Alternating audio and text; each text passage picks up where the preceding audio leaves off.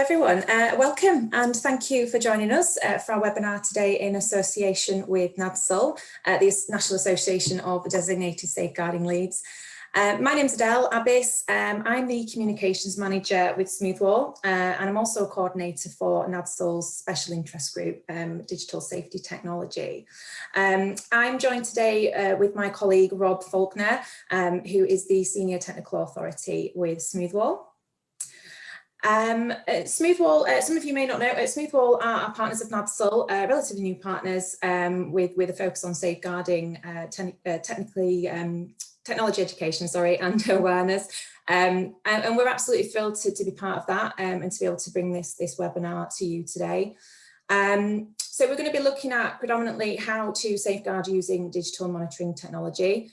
And this might be a relatively new technology to some of you. You may not have heard of it, you may have heard of it, but just not know too much about it. So, hopefully with today we can fill in some of those gaps for you. So what we'll do is just quickly run through the structure. So we're going to start first and foremost talking about digital monitoring, particularly what it is and what it isn't, and actually how it works. Now, it's important for me to just mention here that we may kind of talk in terms of digital monitoring from a human moderated perspective, but there are obviously many digital monitoring solutions out there on the market which will do monitoring slightly differently depending on the solution. But just for the context of today, and obviously to give you some examples as we go through, we may refer to human moderated monitoring, or we may mention Smoothwall Monitor in general. We'll also look at digital monitoring in real life, and we'll actually hear a few real case scenarios of things that we may have seen and picked up kind of along the way with digital monitoring. And then we will work through and go into practicalities of digital monitoring for DSLs and also for IT as well. And I think we've got a few of you on here today, mainly from a kind of management and deployment perspective. We'll then do a very quick deep dive into some myths that kind of currently surround digital monitoring. Again, some of you may have heard of some of those, so hopefully we can address some of them for you. And then finally, we'll end on some questions. So absolutely, if you've got any questions as we kind of go through today, please just use the chat box at the bottom. We'll do our very best at the end to get through as many of those, if not all of them. Okay, so actually, without further ado, Rob, I'll pass over to you. Thanks, Adele, and hi everyone. So looking about, what is digital monitoring? So digital monitoring is a way to flag any students that might be at risk based on what they're doing on a digital device, so a computer typically. And this is something that allows us to identify risks which teachers and parents might not see, and therefore are going to go unnoticed. So don't think of it as a replacement for a DSL. There is no technology replacement for a DSL. Digital monitoring is a tool to help DSLs be more effective. So both by helping identify risks that are otherwise going to go unseen, and by giving DSLs that extra pair of eyes and ears so that they can actually spend more time working with students, helping and intervening in situations rather than sat behind a computer screen, reviewing things or missing things. So it's really an extra, kind of tool set for a DSL to help them be more effective. So how does it work? So typically what happens is we'll have a device that a student's using. This is typically a device that's owned and managed by the school rather than the student's own personal devices. And that will be installed with the monitoring software, whatever that might be. And as they're typing and using that device, any particular risks that might be based on their words, phrases, their behaviours and what's on the screen would trigger some form of alert. And most monitoring systems will implement a form of artificial intelligence to review that particular behaviour to see if it is a risky behaviour. So you could imagine, for example, a student typing in, "Hello, how are you?" That's going to be very low risk, most typically. But if they were talking about, self-harm, suicide, drugs, extremism, terrorism, and all the multitude of things that keeping children safe in education covers, then the AI might suspect that that needs further investigation. And based on that risk, it might do one of two things. So if it's a low risk, then it might just store it inside a dashboard. But if it's a high risk, then it would cause an alert to be generated to the DSL. And this is where the difference between a human moderated and a human unmoderated, or not a managed service, is kind of comes into play, really. So with some systems, you would have to make that determination whether or not it's high or low risk based on what the AI tells you. With a human moderated service, the provider would decide, based on the information available, whether to alert you to that or not. So typically with a human moderated service, then they would alert you potentially even by phone, by email, that there is a serious risk happening right now with a particular student, and that you might want to take some action based on that. But another thing that's very common in digital monitoring solutions is integrating with record keeping. So systems like CPOMs, My Concern, and Safeguard Record Manager, all widely used in UK education. And it's really important that the monitoring system flows into that, so that in that student's chronology inside the record keeping, you've got that holistic view of all of their activity.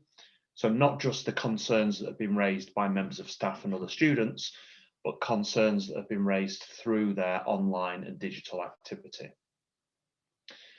So that's typically how digital monitoring works and comes together. And we often talk about this kind of iceberg effect, really. And this is all about the risks that you can see with your eyes and ears and the risks that you can't. And, you know, it's pretty much impossible for a member of staff to find every single student in the school who's becoming vulnerable just with their eyes and ears, because all of these risks look differently to each person. You know, some students may be very fearful to speak up. They might not have confidence, or just can't find the words to talk about these issues. Or they might not even know that they're in danger. So things like grooming are obviously a huge concern, whether that's for child sexual exploitation or for terrorism and extremism. And as you're probably aware, you know, grooming is designed to make that person feel like they're not in danger. So that's where it's really important for us to have tools like digital monitoring to help identify those particular scenarios. So if we look at the iceberg effect, you know, you can see some of those things at the top there, you know, the kind of things that a traditional kind of in-person, you know, classroom style safeguarding concern might originate because of their behaviour, physical characteristics like bruises, deterioration in their academic performance or attendance, you know, them actually asking for help, domestic risks that you become aware of from siblings, family members, friends, or whatever that might be, and kind of tip-offs from other people.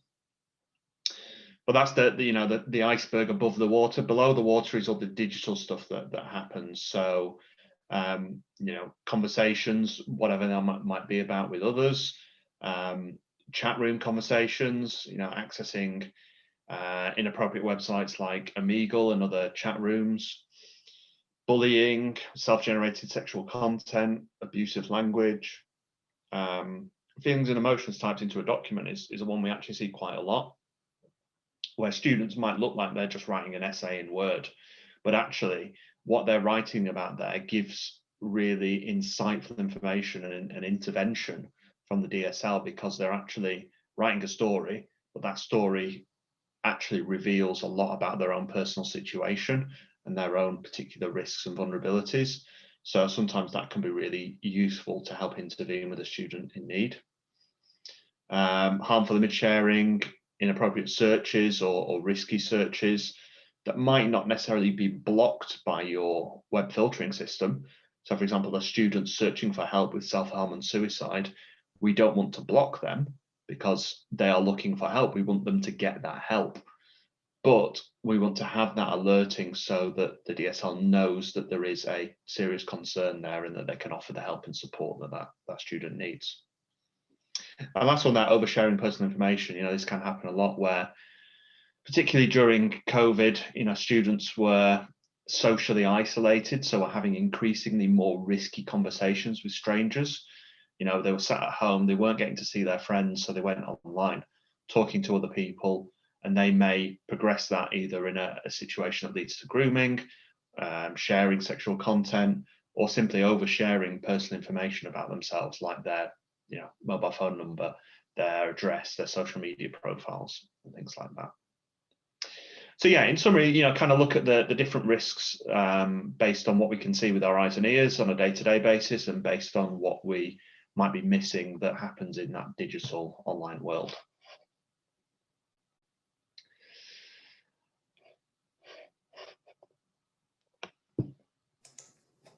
Amazing, thanks Rob. So just to kind of further elaborate on that then, so and really just to kind of illustrate what these types of risks can look like in the real world, I'm going to share with you some real case scenarios. Now, obviously for confidentiality purposes, the names of the organisations and any individuals have been removed in these instances. But yeah, like I say, I just really kind of want to bring to everybody's attention the type of risks that digital monitoring can pick up, and therefore, help schools and DSLs intervene.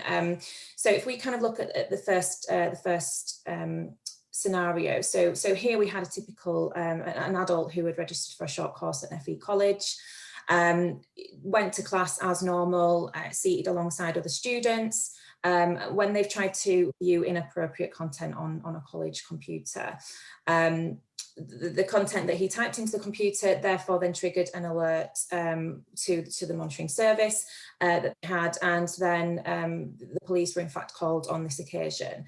Now this individual was arrested and removed from the premises within 45 minutes of the alert being raised, and it later transpired that actually they were a registered paedophile. If we come down to the next scenario, so we have a dangerous weapon here. So we had a child that came into school with a knife that was concealed in his coat.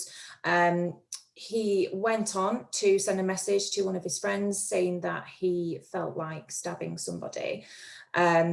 Now this obviously triggered Smoothwall Monitor with a level 5 alert. Now for Smoothwall Monitor, level 5 alert is the highest level of alert, which would indicate a serious risk to health or life. So very serious indeed. As I say, this then triggered an alert which was sent straight through to the school's DSL. The DSL then was able to intervene in accordance with the weapons and knives safety policy, and that child was ultimately followed up with and dealt with, and thankfully obviously nobody was hurt. So coming on to the next slide, we have suicide prevention, and I find what's particularly shocking about this scenario is the fact that it was actually in a primary school, and we get questions asked all the time whether or not we think digital monitoring is appropriate for a primary school setting, and whether it's required, and our answer to that would be yes, 100%. In this instance, a child was being cyberbullied, and like many other children, victims of bullying, they don't want to speak up, they're afraid to tell somebody.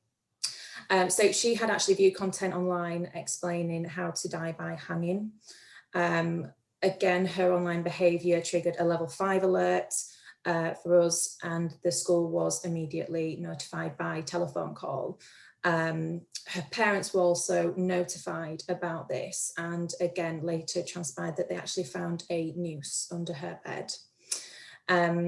So with this, obviously we were able to intervene early, and she received the appropriate support and help that she needed. And then we have the scenario of child grooming. So again, as Rob kind of very rightly pointed out, we've had in recent months, and especially over lockdown, we've had Europol and other national crime agencies throughout the UK and Europe, which have indicated an increase in child grooming and coercion of children online.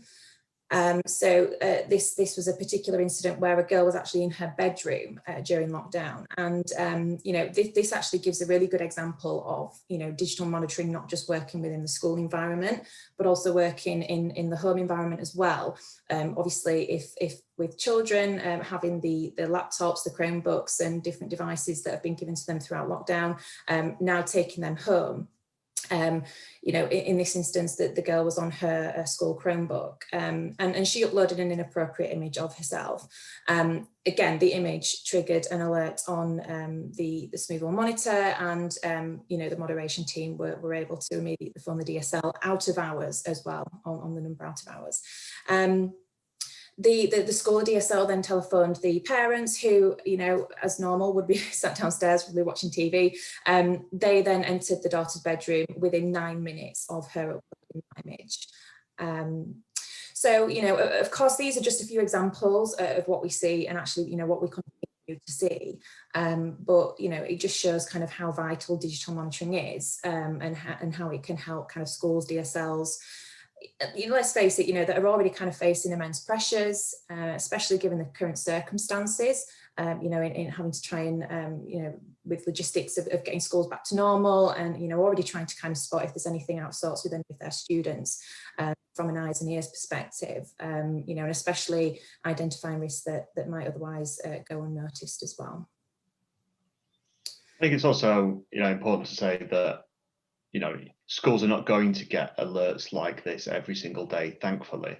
These are, not uncommon, but are not common enough to be a daily or even weekly occurrence, things like this. But I think it's obviously very useful to have these, obviously, when these situations do develop.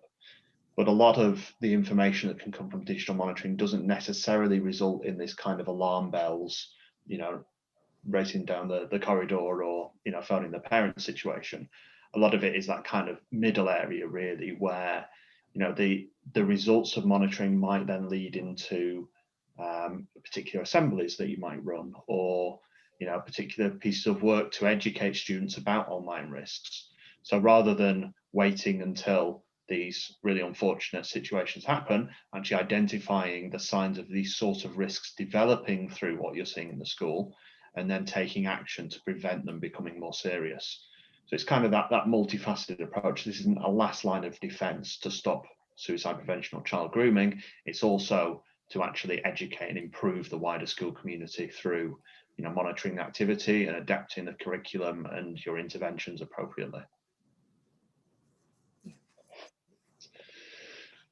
So let's have a look at the practicalities of digital monitoring. So from a DSL perspective, there's a couple of things that are kind of the things that you'll be doing frequently with the system, and then there's IT things as well that need to happen. So from the DSL side, we mentioned about the higher risk of alerts that you'd obviously be notified directly about, but you might want to have a regular check on the lower level alerts. So whether or not that is looking at a particular student's online activity when there's some other concern raised. So it might be, we talked about the flow into a record keeping system. It might be that student has had some, real world events happen to them, whether that's, they're coming into school with torn clothes and bruises, or there's a domestic situation, whatever that might be. It might be prudent at that moment in time to review their online activity to see if there's anything else that helps build that bigger picture of that student's situation. So whether or not that's a sort of retrospective look at their lower level alerts because of a particular incident, or reviewing lower level alerts in certain risk categories to see if there's anything that you need to take action on. But obviously, having that peace of mind that if there is a high risk urgent situation, that you're going to be notified directly. The onus isn't on you to keep checking to see if there's something high risk. It does give time back, particularly over having a human moderated system versus a self-moderated system, because you've got that peace of mind someone else is doing that first pass to review those alerts.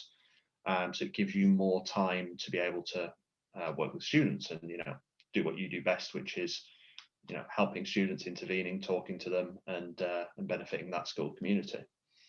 And it gives you peace of mind as well, you know, knowing that there aren't those risks that are going unnoticed, and having that peace of mind that, you know, if you're sending laptops home with students, that they are not becoming more then, you know, you're not increasing their you know, you're not making a more risky situation by giving them that laptop. Obviously, the intention of giving them the laptop is to improve their teaching and learning outcomes, you know, so that they are getting better education, but you don't want to offset that by actually putting them at increased risk of harm by them having this school laptop at home where they can do whatever they want on it. So it gives you that peace of mind.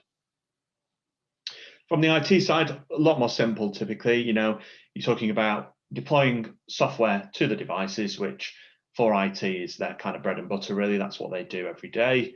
So, you know, whether it's Windows, Mac, Chromebooks, should be fairly straightforward for IT to do. And it's minimum burden, really. All they have to make sure is that that software is running on those devices. So IT can probably think about it a little bit like antivirus. You know, you need to get it set up and put onto machines. Well, once it's done, you can just leave it to it. You just need to make sure that, you know, if you get new devices or devices come in to be refreshed and reinstalled, that they have that loaded onto them. But I'm sure it's something that IT folks are very familiar with. So now some myths about digital monitoring. Will I be bombarded with false positives? Well, no, particularly not with a human moderated service where the provider, such as Smoothwall, provides that first pass through the event. So, you know, rather than sending through to you every single time a student types in a swear word, they'll look at that, grade that, and see is that just, you know, casual kind of offensive language, which unfortunately we all know is quite common, particularly when students are doing things like playing online games and things like that. Or is that actually part of a larger situation that is more serious? So, you know, you get significantly improved safeguarding because of that ability to have that sifting through first so that you can concentrate on what's important. Do we need parents' permission? I can't tell you that for certain. That's really up to you to decide that. You know, my recommendation would be to say, yes, you know, make sure that parents are aware. There's no reason not to make parents aware of, you know, the fact that you are providing better safeguarding for their children through use of a system like this. But it's really up to you whether or not you feel you are obliged to do that. And that might be a discussion you want to have with your senior leadership. Can it spy on children through their webcams? Absolutely not. You know, this is not a surveillance tool. You know, it's not about watching what they're doing all the time. If that student was, you know, on a website and they were sharing their video, then it may capture that because it is capturing the fact that they are in a risky situation. But it's not just arbitrarily capturing webcam or looking at the webcam to see what's going on there. That would be totally unacceptable, and it's not a thing that we want to do. You know, it's not in our ethos to be as intrusive as that. Is it breaching a child's right to privacy? Yeah, this is a very difficult balance to take, and you know, this is a very similar situation to, you know, where you have a toddler and you want them to be independent and walk down the road, but you put the harness on them just to stop them running into the, you know, into the road and getting hit by a car. Or, you know, you want to let your kids walk to school, but you want to make sure that, you know, they cross the road safely. So you have the you know, lollipop person. That kind of balance between keeping them safe but allowing them the independence to grow and develop as a person, really. So yeah, it's a difficult balance, but it's something that I think, as I said from those other examples, you know, parents and teachers, DSLs, are familiar with striking that balance between giving them independence but keeping them safe. So, you know, our view would be it doesn't breach their right to privacy. It is an additional set of measures to help keep them safe because, you know, they are young, they are vulnerable, they don't know everything about the world and all the risks. And to be frank, nobody does anyway. But, you know, it's that extra level to keep them safe. Is it surveillance? as I mentioned before, that we're not here to surveil, to sort of watch students 24/7. The system works around triggers. So there have to be specific triggers that happen in order for them to be monitored. So that might be their behavior, their words, their phrases they use on the computer, which then the system detects as something that might be risky or might lead to a risky situation. So that's a really important one, that it is all based around those triggers. And do we send the risk to the government? No, is the short answer. We have no mechanism, no association for sharing any of this information with the government. Obviously, we work very closely with government bodies around legislation, around policy advice, things like that, but we don't feed back any of the information to the government. There have been extremely rare situations where we fed back information to police, but typically that's something that's done through the school. The one or two very, very rare situations would be, and these actually haven't happened, but it might be that, the school are just not responding to us and there is a really very, very serious situation. We would report that to the police. Or we have a duty, if we detect something untoward or illegal might be happening, then of course we would report that to the police as well. But typically, the first port of call would be the school. So, we would rely on the school to report things to the police because they know much better what's going on. They know the students and the people involved. So they're much better placed to do that. So that's our myths. So with that, I'm going to hand back to Adele, I think.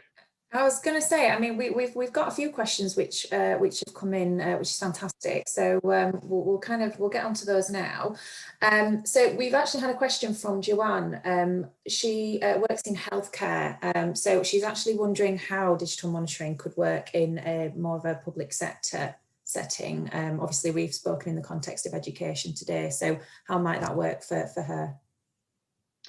Yeah, we have done work before with children's hospitals. So, it's not uncommon for children's hospitals to give out devices to students to use when children in hospital to use. So I think in that situation, that would be very similar. There are organisations out there that provide education within healthcare for children that are seriously ill and hospitalised. So obviously that situation would apply too. I think it's all about, where are they doing that activity? So if they're using their own personal devices, that's a little bit more difficult. But if they're using a device that's provided by the organisation, obviously you will be very aware of safeguarding policy, and you'll have your own safeguarding policies. So if that fits into that, then great. I don't think we've really seen it in other types of public sector organisation like libraries and things like that. But that could be something that, if you feel that you have a duty of care to that student or that person to protect them, and the technology matches up, then I don't see why not. We'd love to talk more about it. Yeah, absolutely. Brilliant. So we have another one from Helen, who says, are schools using this monitoring to monitor staff devices, and what are the pros and cons? Yeah, some schools do monitor staff. I think that the question that I would ask anybody thinking about monitoring staff is, what are you hoping to achieve by doing it? So there are schools out there that monitor staff because they are concerned with staff potentially grooming students or accessing child abuse content. I would say to that, I hope that doesn't happen, of course, and I hope that there are other measures in place to help identify those sort of risks outside of what they're doing on the computer. But I mean, that is a valid concern, and you'd want to put something in place to watch out for that.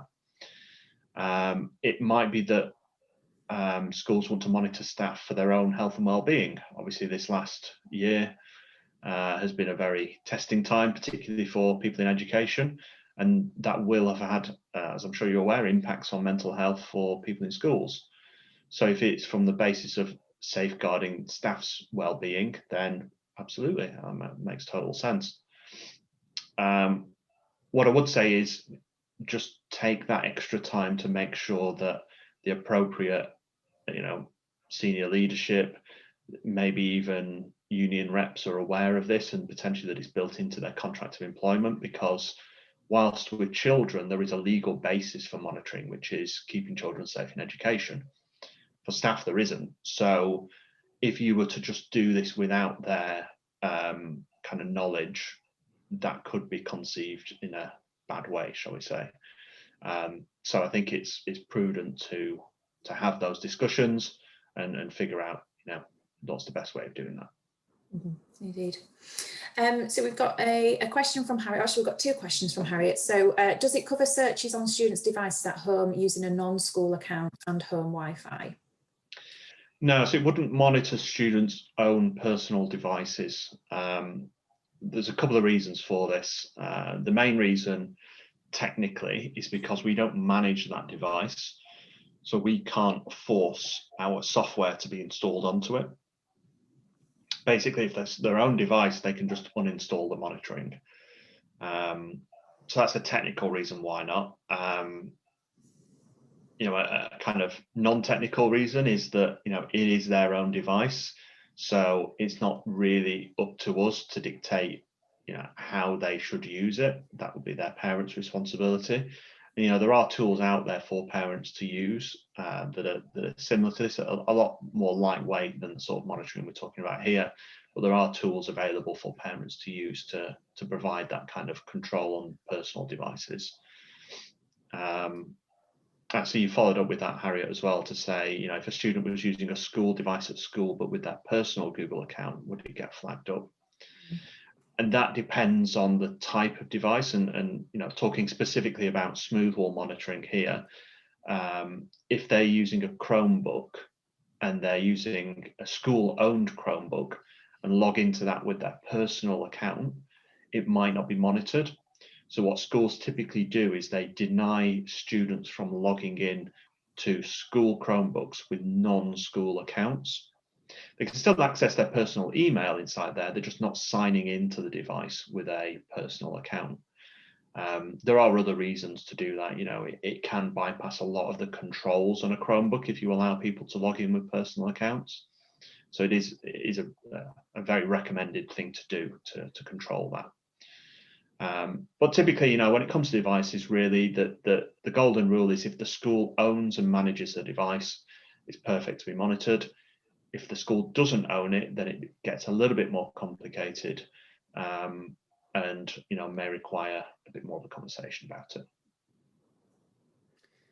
So we have another question from Marion. So if children know they're being monitored, does this not impact their behaviour online? Would they be less inclined to open up? Works both ways, really.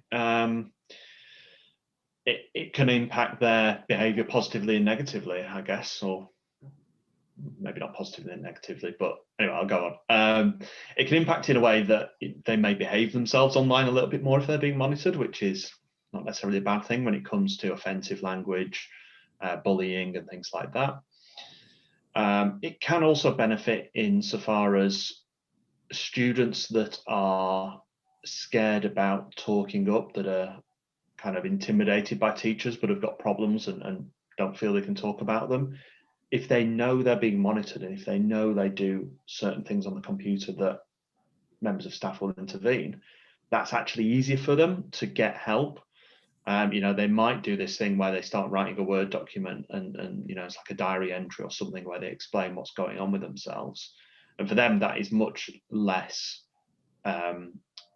terrifying than walking up to a member of staff and talking to them. So in a way, that is actually a really good benefit of them knowing about it. And I think there's no beating around the bush, really. If you put this system in, students will know it's there whether or not you tell them about it or not. Once there is some child that gets dragged to see the head of year because they've been bullying and using offensive language online, or once somebody has an intervention because of drugs, self-harm, or whatever it might be, everybody in the school will know about it. So I think being open about it is probably a good thing. But obviously that's up to you. Yeah, of course. An interesting one. So we have one from Matthew. I work in a special safeguarding team involving offenders and ex-offenders. How does this work in that setting? It's a slightly different use case. For those of you that aren't aware, registered sex offenders quite often have software like this installed onto their devices to ensure that they are not continuing to offend, or that I'm not sure on the exact language, but from a probation perspective, that they're monitoring what they're doing. There are types of digital monitoring out there that are really suitable for that. Smoothwall actually has a separate product that's used a lot by this type of user. But I think that there's a difference about this kind of whether or not it's a managed device, because sex offenders' devices are typically their own devices. So it needs a different approach to how you ensure that that device is locked down and that they can't just uninstall the software. It also increases the risk to a human moderated service. So, if Smoothwall was monitoring sex offenders, there would be an extremely high chance that we would see illegal and inappropriate material, because that's why they were arrested. They're likely to reoffend, unfortunately. So typically they tend to be solutions that are monitored by the police themselves. But yeah, it's something that, I would be welcome to talk about in more detail offline if you're interested. Amazing. So we do have another question from Yvonne. Do you know if this could work effectively in universities? It could do. Again, it's back to the personal device versus kind of school or university owned devices. We do have a lot of customers in post-16 and even post-18, further in higher education, but they tend to operate on the kind of, the lab PCs, if you will, or sort of, library PCs or things like that, shared devices within the school. As Adele mentioned in the real life examples, we had a post-16 college that a sex offender was doing an adult education course at. So we know that it does happen sometimes. I think reading between the lines, we mentioned about sex offender monitoring. If their device at home is monitored, then they may go to a library or go to an adult education course to use a computer that isn't monitored, or they may believe isn't monitored. So there are risks with post-16, post-18. Sometimes we see people adapting a slightly different monitoring profile. So things like offensive user or oversharing, or some of the other categories that might fall under keeping children safe in education wouldn't necessarily apply to post-18. But it can be used. It can be used, yeah. Amazing. So I think the final question that we've had is someone that's mentioned about obviously getting buy-in from SLT can be very challenging. So would we consider doing a session specifically for SLT, which I think is a fantastic idea? Yeah, definitely. It's something that we're always keen to do when we are talking to prospective customers, is to engage SLT, school business managers, and the kind of the wider community, really, because that safeguarding is not just a DSL thing, it is a whole school thing, and it would be obviously very foolish to not go into this and involve those people and get their buy-in. Yeah, I think it's a really important thing to do, and yeah, definitely, I think we should do some more webinars around that. Fantastic. We've got actually someone that currently, sorry, Harriet again. So I currently get daily notifications from Smoothwall safeguarding. So how is this different? So there are two elements within Smoothwall that deal with safeguarding. There's the web filter, and then there's the monitoring. So the web filter is the system that does the blocking of bad websites. And what that web filter can do as well is, if it detects somebody accessing a bad website, it can send that notification to the DSL. So that's probably what Harriet's talking about there. But what tends to happen with those is they can be quite detailed in terms of their their volume, and quite technical, because it's saying things like username 123, access these websites, then a list of websites. Those alerts have not been through a human moderation. They're literally just an export of what they've been to. They are categorized by riskiness, so there are different levels of risk in there, but they haven't been reviewed by a human. And what those alerts don't tend to tell you is the intent of the user, because literally they're just going on the internet, they're going on websites, clicking away. It could be something accidentally clicked on, it could be something in the background, it could be anything. The difference with the monitoring is those alerts are reviewed by a human. So somebody at Smoothwall reviews those, has a look at all the information, and takes an intelligent decision about whether or not that is something that might be of concern. But also they are much more contextual, because they include things like the screenshot of what was on the screen of the user when they did that, which really opens up more about what they were doing, what application they were in, what was on their screen, who were they talking to. And it also allows you to monitor not just the websites they're going to and the searches they're making, but exactly what they're typing and where they're typing it.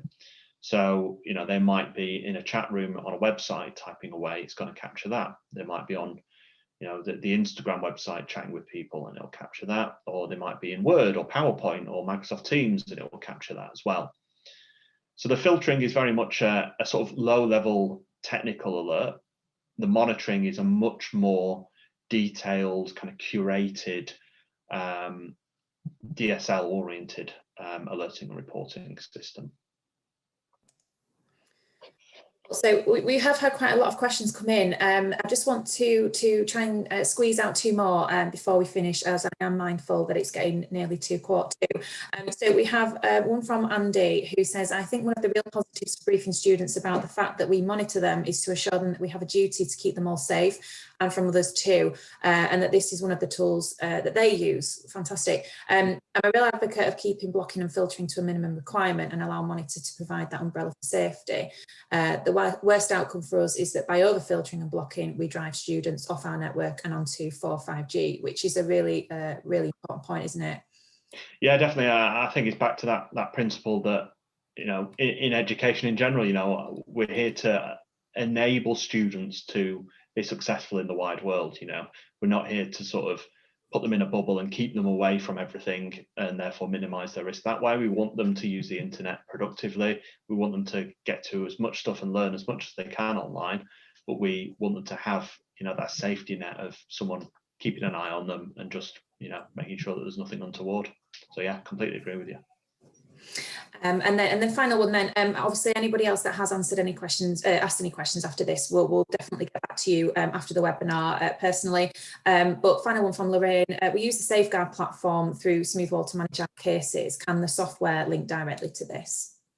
Yeah, absolutely. So Smoothwall software integrates with Safeguard, which is our own record keeping system, and CPOMs and MyConcern. So any of those kind of medium and high level risks can be automatically put into the record keeping, so that you've got that complete chronology of a student's activity, both online and offline.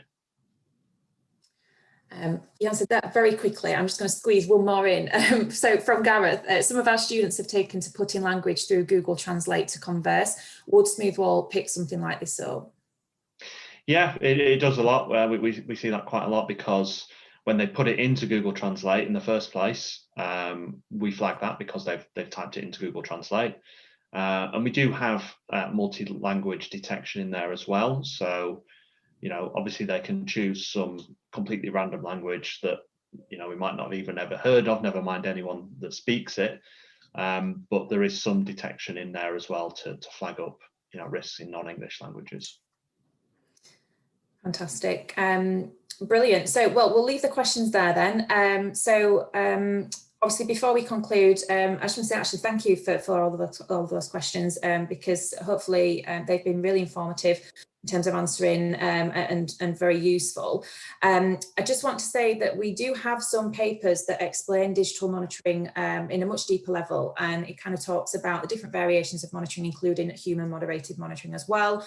So if you do think that would be helpful and you just want some kind of extra reading, further reading, then please just give us an email, drop us a line at inquiries@smoothwall.com, which is the address on screen now, and we'll get those over to you. Equally, you know, if somebody wants to do a bit of a deeper dive, ask any further questions one-to-one about digital monitoring in general, you know, if you want to invite any more colleagues along, then absolutely, you know, we're kind of happy to do that as well. Again, just get in contact with us through the inquiries app email address, and we can get that set up for you. So yeah, so an important point I'd like to make is obviously that we know it can be difficult to adopt new technology, especially when it's new to you and kind of given the current circumstances at the moment. So something that we do also offer, and you know, again, that there may be other companies that do the same, you know, but for us, we offer Smoothwall Monitor free of charge for 3 months. And really what this will do is just give you the opportunity to see digital monitoring in your own setting, put it through its paces, kind of see if you find that there's much value for you. You know, there's absolutely no risk, there's no commitment. We will simply, after 3 months, if you don't see the value and you know you don't kind of want to adopt the technology, then we'll just simply switch it off. So it's really that simple. So again, you know, if that was something of interest, then you know, again, by all means, just drop us a line at the email address on screen. And finally, you know, if you're new to NADSL, so I understand obviously we'll have some NADSL members here with us today, but if you are new to NADSL, check out their website, which is on screen now. They're an absolutely brilliant organisation and a huge resource for DSLs. So, you know, please do go ahead and support them if you can. And I think that's it from us. So again, thank you very much for joining us and for your time. We certainly hope it's been very useful. And yeah, hopefully, you know, we may speak to you, some of you soon. You know, if we can get the other webinars sorted out for you. So yeah, thank you very much, and enjoy the rest of your day.